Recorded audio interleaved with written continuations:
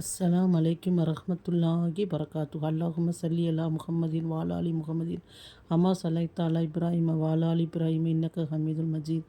அல்லாஹும்ம பாரி அலா முஹம்மதின் வஅலா ஆலி முஹம்மதின் கமா பரக்கத்த அலா இப்ராஹீம வஅலா ஆலி இப்ராஹீம இன்னக ஹமீதுல் மஜீத். எல்லாரும் எப்படி இருக்கீங்க? எல்லாரும் எல்லா நலமும் பெற்று உடல் ஆரோக்கியத்துடன் மன நிம்மதியுடன் வாழ்வதற்கு நான் அதிகமாக என்னோடய துவால உங்கள் அனைவரையும் சேர்த்துக்கொள்கிறேன். நீங்களும் உங்கள் துவால மறக்காமல் என்னை சேர்த்துக்கோங்க. இன்றைக்கி வீடியோவில் நம்ம என்ன பார்க்க போகிறோம்னு கேட்டிங்கன்னா, நபி ஸல்லல்லாஹு அலைஹி வஸல்லம் அவர்கள் ரமலான் மாதத்தில் நோன்பு வைக்கிறவங்களுக்கு இந்த 4 விஷயங்கள் என்ன சொல்கிறாங்க செய்ய சொல்கிறாங்க. அது என்னென்ன விஷயங்கள் இன்ஷா அல்லாஹ் இந்த வீடியோவில் தெரிஞ்சுக்கலாமா? அதாவது முதலாவது விஷயம் என்னன்னு கேட்டிங்கன்னா, லா இலாஹ இல்லல்லாஹ் கலிமாவை நீங்கள் அதிகமாக செய்யுங்க. அதாவது எப்படி சொன்னாங்கன்னா, சஹாபாக்கிட்ட சொன்னாங்க, உங்களுக்கு ஒரு சிறந்த ஒரு மாதம் வந்திருக்கு. இந்த மாதத்தில் இந்த 4 விஷயங்கள நீங்கள் அதிகமாக செஞ்சுட்டு வாங்க.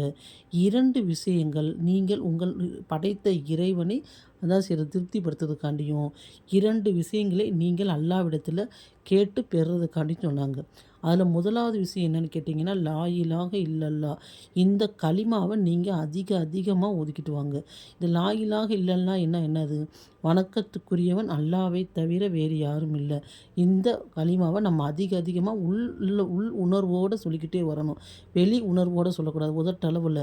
அதாவது கேட்டிங்கன்னா, உதட்டில் நம்ம சொல்லிவிட்டு உள்ளத்தில் ஏதாவது ஒன்று நடந்துச்சுன்னா அவங்கள கொண்டு நடக்குது, இவங்கள கொண்டு நடக்குது, அப்படி நடக்குது, இப்படி நடக்குதுன்னு நம்ம சிந்தனைகளை சிதற விடக்கூடாது. எது நடந்தாலும் நன்மையும் தீமையும் என்ன செய்யுது? அல்லாஹ்வின் புறத்திலிருந்து நடக்குதுன்னு நம்ம நம்பிக்கை வைக்கணும். இந்த 6 விஷயங்களை நம்ம நம்பிக்கை கொள்ளாதவரை நம்ம முஸ்லீம் ஆக முடியாது. 1 அல்லாஹ்வை நம்புவது, 2வது வானவர்களை நம்புவது, 3வது நன்மை தீமை அல்லாஹ்வின் புறத்திலிருந்து தான் ஏற்படுகிறது. நபிமார்களை நம்புறது, அதுக்கடுத்து வேதங்களை நம்புறது, மலக்குமார்களை நம்புவது, அது மாதிரி மரணித்த பிறகு உயிர் கொடுத்து எழுப்பப்படுவது உண்மை என்று நம்புவது. இந்த விஷயங்களை நம்ம நம்பிக்கை கொள்ளாத வரை இதில் ஒரு விஷயத்தை கூட நம்ம ஏற்றுக்கொள்ளலைன்னா நம்ம முஸ்லீமாகவே முடியாது. அது மாதிரி நம்ம நம்பிக்கை கொள்ளணும். லா இலாஹ இல்லல்லாஹ் இந்த கலிமாவை சொல்கிறனால நமக்கு எந்த பிரச்சனையும் இல்லை, நமக்கு எந்த ஒரு சிரமமும் இல்லை. நமக்கு அதிகமாக சொல்லிக்கிட்டே இருக்கலாம்.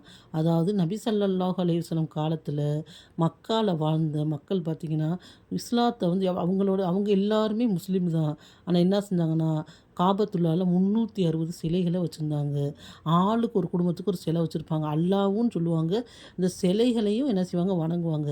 அப்போ நபி ஸல்லல்லாஹு அலைஹி வஸல்லம் அவர்களுக்கு அல்லாஹ் நபி பட்டம் கொடுத்து, உங்களோட மக்கள்கிட்ட போய் சொல்லுங்கள், படைத்த இறைவனை மட்டும் வணங்குன்னு சொன்னப்போ, லா இலாஹ இல்லல்லான்னு சொல்லி நபி ஸல்லல்லாஹு அலைஹி வஸல்லம் சொன்னதுக்கு, அதை நாங்கள் ஏற்றுக்கொள்ள மாட்டோம், அல்லாஹ்வும் இருக்குது, சிலைகளும் இருக்குன்னு சொன்னாங்க.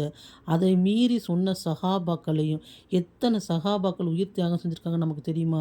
அந்த சஹாபாக்கள் வரலாறுகளையும் சஹாபாக்கள் சம்பவங்களையும் நம்ம தெரிஞ்சுக்கணும். எத்தனை குடும்பங்கள் இந்த இஸ்லாத்துக்காண்டி உயிர் கொடுத்துருக்காங்க தெரியுமா? நீங்கள் லா இலாஹ இல்லல்லாஹ் சொல்லக்கூடாது, லா இலாஹ இல்லல்லாஹ்வோட அந்த சிலையை நான் வணங்குவேன்னு சொல்லலைன்னா உங்களை கொன்றுவேன்னு சொன்னப்போ கூட அவங்க அதை என்ன செய்யலை, அந்த வார்த்தையை விடவே இல்லை, சொல்லிக்கொண்டே இருந்தாங்க. அதனால் உயிர் தியாகம் செஞ்சாங்க. எத்தனை மனைவிகள் கணவரை இருந்தாங்க, கணவர்கள் மனைவி இழந்தாங்க, பிள்ளைகளை இழந்தாங்க. எவ்வளோ போராட்டம், எவ்வளோ ஒரு கஷ்டம் அந்த இஸ்லாம் கிடைக்கிறதுன்னு நினச்சி பாருங்கள். அவ்வளவு இந்த களிமா காண்டி தான். உதாரணத்துக்கு யாசீர் ரலியல்லாஹு அன்ஹு அவங்க குடும்பம்லாம் பார்த்திங்கன்னா எவ்வளோ சித்திரவதை செஞ்சாங்க. பிலால் ரலியல்லாஹு அன்ஹு, கஃபார் ரலியல்லாஹு அன்ஹு அவர்களெல்லாம் நெருப்புக்கு மேலே தொங்க விட்டு அவங்களோட கொழுப்பு உருகிற அளவுக்கு நீ சொல்லுன்னு சொன்னப்போ கூட அவங்க என்ன செய்யலை, அந்த லா இலாஹ இல்லல்லாஹ் விடலை. பிலால் ரலியல்லாஹு ஒரு அடிமை நீக்ரோ, அவங்கள என்ன செய்வாங்களாம், அவங்க முதுகில் பாலைவனத்தில் படுக்க வச்சு, இதெல்லாம் கேட்குறதுக்கு நமக்கு இதாக இருக்குது, அவங்க அனுபவிச்சவங்களுக்கு எப்படி இருக்குன்னு நினச்சி பாருங்கள். முதுகில் படுக்க பெரிய பாறாங்கல்லை வைத்து காலையிலேருந்து சாயங்காலம் வரைக்கும் ஒருத்தர் சவுக்கில் அடித்து கொண்டே இருப்பாராம்.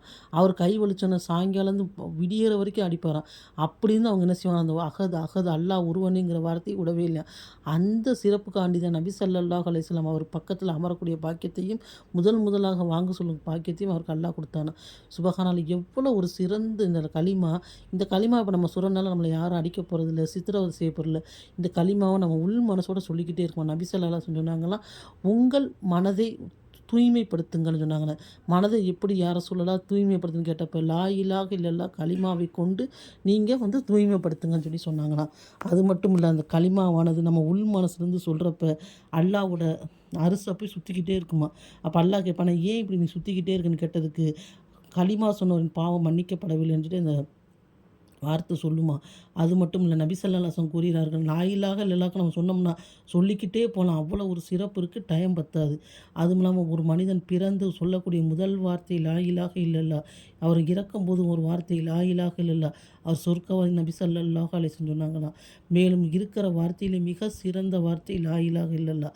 மூசா நபி அல்லாஹ்ட்ட நேரடியா பேசின நபி சொன்னாங்க, உன்னை நான் புகழ்வதற்கும், உன்னை நான் துதிப்பதற்கும் எனக்கு ஒரு பிரைவேட்டா ஒரு வார்த்தை சொல்லிக் கொடு.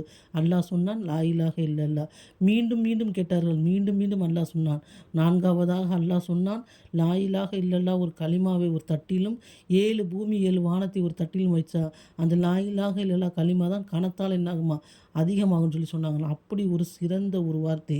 ஒரே ஒரு உதாரணத்தை சொல்லி இந்த இந்த கலிமாக்குள்ள இதை நான் முடிக்கிறேன். ஃபிரௌன் மிகவும் கொடூரமானவன். அவன் கேட்டிங்கன்னா, மூசா நபி காலத்தில் வந்த ஒரு அரசன். பெரிய கொடூரமான அரசன். அவன் என்ன செஞ்சான், தன்னை இறைவன் சொல்லி என்ன செஞ்சான், அந்த நாட்டு மக்களை சித்திரவதை செய்து கொண்டிருந்தான். ரொம்பவும் என்ன செஞ்சான், பாடுபடுத்தி கொடுமை செஞ்சுக்கிட்டு இருந்தான். அவங்ககிட்ட ஒரு அடிமை பெண் வேலை செஞ்சாங்க. அவங்க ஃபிரௌனுக்கு நிறையா மனைவிமார். அதில் வந்து அந்த மனைவியோட மகளுக்கு தலை சீவி கொண்டு இருக்கும்போது, அந்த சீப்பு கீழே விழுந்தோன்னே அவங்க அல்லாஹ் அக்பர் சொன்னாங்க. "நீ என்ன புதுதா ஒரு வார்த்தையை சொல்லிக்கிறாய்? யார் அதுன்னு கேட்டா, என்னோட இறைவன் சொன்னாங்க. இந்த நாட்டுக்கு உங்கள் தந்தை தானே இறைவர். நீ யாரை சொல்லுகிறாய்?" என்று அந்த பொண்ணு சொன்னப்ப, என்னை உங்கள் அத்தா இல்ல, உங்களோட வாப்பா கிடையாது. இந்த உலகத்தை படைத்தது இறைவன் அல்லாஹ்ன்னு சொன்னோன்னே, வேகமாக அந்த பிள்ளை ஓடி போய் என்ன சொல்லுதாம், அவங்க அப்பாட்ட சொல்லுதாம். அதாவது ஃபிரௌன்ட்ட, நம்ம வந்து எல்லாருமே உங்கள வணங்க சொல்லிக்கிட்டு இருக்கோம். ஆனா வந்து இவங்க வந்து படைத்த ஒருத்தன் அல்லாஹ்ன்னு சொல்லிக்கிட்டு இருக்காங்க. அந்த குழந்த போய் சொல்லுதாம் அவங்க அப்பாட்ட. இந்த மாதிரி சொன்ன உடனே அவனுக்கு என்ன செய்யுது, மிகவும் கோவம் வந்துருச்சாம். நம்ம தானே இறைவன் சொல்லிக்கிட்டு இருக்கோம். இந்த நம்மகிட்ட வேலை செய்கிற பெண் என்ன வேற ஒருத்தரை சொல்லுது. வேகமாக கூட்டு வந்து நிறைய பெரிய ஒரு நெருப்பை வந்து எரிய வச்சான். அந்த பெண்மணிக்கு வந்து 3 பிள்ளைகள் இருந்துச்சான். அந்த பெண்மணி முன்னுக்கையே ஒரு பிள்ளையை போட்டுட்டு, நீ வந்து என்னைய தான் இறைவனை ஏற்றுக்கணும்னு சொன்னதுக்கு அந்த பெண்மணி சொன்னதா முடியாது அப்படின்ட்டு. 2வது பிள்ளையும் போட்டுட்டு, அப்பயும் அந்த பெண்மணி சொல்லவே இல்லையா, லா இலாஹ இல்லல்லாஹ் படைத்த ஒருவன்தான் சொல்லிச்சாம். 3வது பச்சை இளம் பிள்ளையை போட போறேன்னு சொன்னோனே, அந்த தாய் ரொம்பவும் கலங்கி போய் நின்றப்ப அந்த பிள்ளை பேசுச்சான். "நீங்க கவலைப்படாதீங்க, நமக்கு படைத்த இறைவன் தான்" அல்லாஹ் பேச வச்சான். அந்த பிள்ளையும் போட்டதுக்கப்புறம் அந்த பெண்மணி சொன்னாங்களாம், "எங்களை எரித்த இந்த சாம்பலை நீ என்ன செய்யி, ஒரு இடத்துல நீ போட்டுரு" அப்படின்னு சொன்னாங்களாம். அல்லாஹ் சுப்ஹானத்தாலா அந்த பெண்ணுக்கு என்ன சிறப்பு கொடுத்தான்னு கேட்டிங்கன்னா, சிறப்பு நாளை மறுமை நாளில் சொர்க்கத்தில் கமகமன்னு அந்த வாடை வர்ற ஒரு பெரிய நறுமணமா அந்த பெண்மணியோடையும் அந்த பிள்ளைகளையும் எல்லாம் ஆக்குனானாம். அந்த அளவுக்கு அந்த களிமாவ அவங்க விடவே இல்ல. ஆனா நம்ம இன்னைக்கு சொல்றதுக்கு நேரம் இருந்தும், நிறைய டயம் இருந்தும், இந்த களிமாவோட அருமை தெரியாம நம்ம இருக்கோம். இன்ஷா அல்லாஹ். இந்த களிமாவ நம்ம அதிகமா இந்த ரமலான் மாதத்துல ஓதணும். 2வது கேட்டிங்கன்னா, அல்லாஹ்விடத்துல நம்ம கண்டிப்பாக பாவ மன்னிப்பு கேட்கணும். நம்ம தெரிஞ்சும், தெரியாமலும், அறிஞ்சும், அறியாமலும் நிறைய பாவங்கள் டெய்லி செஞ்சுக்கிட்டே இருக்கோம். நம்ம கண்ணால பார்க்குறோம், காதால, மனசால நிறைய பாவங்கள செஞ்சுக்கிட்டே இருக்கோம். செஞ்சு செஞ்சு நம்ம என்ன செய்றோம், நம்மளே நம்ம என்ன அழிச்சுக்கிறோம். எல்லா நாளும் நம்ம பாவ மன்னிப்பு கேட்கணும் அல்லாஹ்ட்ட. இந்த 2வது பார்த்தீங்கன்னா, சிறந்த ஒரு 10 அல்லாஹ் நமக்கு பாவ மன்னிப்பு வழங்குறான். அதாவது ரமலான் மாதத்துல 3 பிரிவாக அல்லாஹ் பிரித்துக் கொள்கிறான். முதல் 10ல நமக்கு ரஹ்மத்தை வழங்குகிறான். 2வது 10ல பாவ மன்னிப்பு, 3வது 10ல நரக நெருப்புலேருந்து நமக்கு விடுதலை தர்றான். அப்போ இந்த 2வது 10ல இன்ஷா அல்லாஹ் நம்ம பாவ மன்னிப்பு அல்லாஹ்ட்ட அதிகமா கேட்போம். நமக்கு இந்த பாவ மன்னிப்பு கேட்குறனால நமக்கு வரவிருக்கும் செல்வங்கள் வரலாம், நமக்கு குழந்தை பாக்கியம் கிடைக்கலாம், நம்ம நோயிலேருந்து விடுதலை கிடைக்கலாம், நிறைய விஷயங்கள் நமக்கு நடக்கலாம். அல்லாஹ் ஒரு கோவத்தோடு நம்ம மேலே இருந்தால் நமக்கு எதுவுமே கிடைக்காது. அப்போ அல்லாஹ்ட்ட நம்ம அழுது புரண்டு நம்ம என்ன செய்யணும், ஒரு நாளைக்கு இஸ்திஃபார், அஸ்தஃபிருல்லாஹ் அலீம் நம்ம என்ன செய்யணும், நம்ம ஓதிக்கிட்டே இருக்கணும். இன்ஷா அல்லாஹ். இந்த 2 விஷயங்களும் அல்லாஹ் என்ன செய்றான், நம்மகிட்ட எதிர்பார்க்குறான், நம்ம செய்யணும்னு ஆசைப்படுறான். இந்த 2 விஷயங்களும் இன்ஷா அல்லாஹ் நம்ம செய்யலாமா? அடுத்து 2 விஷயம் நம்ம என்னென்னு கேட்டிங்கன்னா, நரக நெருப்புலேருந்து நம்ம அல்லாஹ்ட்ட வந்து பாதுகாப்பு தேடுறது. 3வது 10ல நம்ம என்ன செய்யணும், அல்லாஹ்விடத்துல நரக நெருப்புலேருந்து அல்லாஹ் பாதுகாக்கணும். நரக நெருப்பில் அல்லாஹ் என்னை போடட்டும் நம்ம உதட்டளவில் கூட சொல்லக்கூடாது. ஏன்னு கேட்டிங்கன்னா, அல்லாஹ் சுப்ஹானஹு தஆலா இங்கே இருக்கிற வரைக்கும் நமக்கு 70 தாய்க்கு சமமாக இருக்கான். நினச்சி பாருங்கள், இந்துக்களுக்கு, கிறிஸ்டினுக்கு, முஸ்லீமுக்கு அனைவருக்கும் என்ன செய்றான், அவன் உணவளிக்கிறான். ஒரே மழையை தான் தர்றான், ஒரே எண்ணத்தை தான் தர்றான். யாருக்கும் பிரித்து அவன் தருவதில்லை. அது மட்டும் இல்லை, கடவுளே இல்லைன்னு சொல்கிறவங்களுக்கு கூட அவன் என்ன செய்றான், ரஹ்மத்தாக தான் இருக்கான், ரஹ்மானாக இருக்கான். ஆனால் மறுமை நாள் 70 தாய்க்கு சமம். நினச்சி பாருங்கள், ஒரு தாயோட அன்பே நமக்கு எவ்வளோ இருக்கும். அப்படி இருக்கிறப்ப 70 தாய்க்கு சமம். நம்ம நினைக்கலாம், நமக்கு என்னடா அல்லாஹ் சோதனையாக கொடுத்துக்கிட்டு இருக்கான், நமக்கு என்னடா கஷ்டமாக கொடுத்துக்கிட்டு இருக்கான்னு நினச்சி பாருங்கள். இதுக்கு ஒரு உதாரணத்தை சொல்கிறேன். ஒரு தாய் இருந்தாங்களாம், அவங்களுக்கு 3 குழந்தைகள் பையன்கள். அப்போ வந்து பையனுக்கு வந்து பிரியாணி தர்றாங்க, 2வது பையனுக்கு பார்த்தீங்கன்னா சுடுகஞ்சியை தர்றாங்க, 3வது பையனுக்கு பார்த்தீங்கன்னா தயிர் சோறு தர்றாங்க.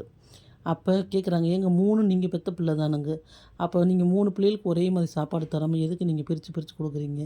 அப்போ சொல்கிறாங்களா, மூத்த மகன் ஆரோக்கியத்தோடு இருக்கான், அவன் ஆசைப்பட்டான் பிரியாணி சாப்பிடணும்னு சொல்லி, அதனால் அவனுக்கு நான் பிரியாணி குடிக்கிறேன். 2வது மகனுக்கு பார்த்தீங்கன்னா மிகவும் என்ன செய்யுது, காய்ச்சலாக இருக்குது, அவனுக்கு வந்து காய்ச்சல் நெருப்பாக கொதிக்குது, இந்த நேரத்தில் போய் நான் அவனுக்கு பிரியாணியோ தயிர் சோறோ கொடுத்தா அவனுக்கு சேராது, அதனால அவனுக்கு நான் என்ன செய்கிறேன், சுடுகஞ்சி போட்டு கொடுக்குறேன்.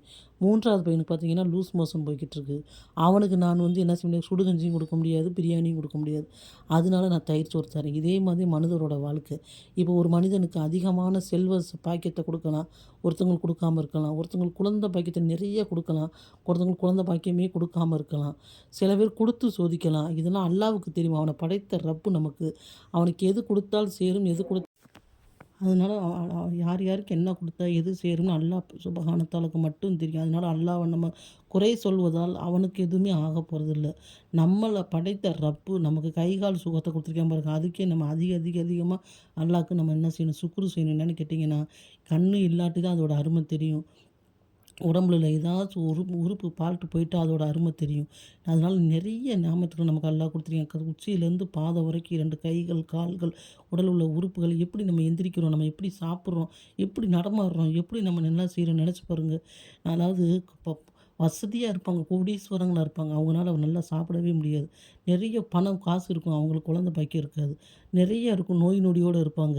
அல்லாஹ் சுபஹானத்தால யார் யாருக்கு எதை கொடுத்தால் அவர்களுக்கு தாங்க முடியுமோ அதைத்தான் கொடுப்பேன்.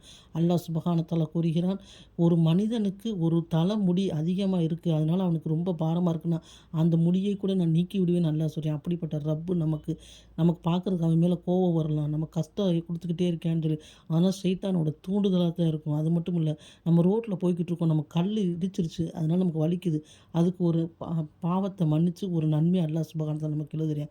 நினச்சி பாருங்கள், யார் தருவா இதை?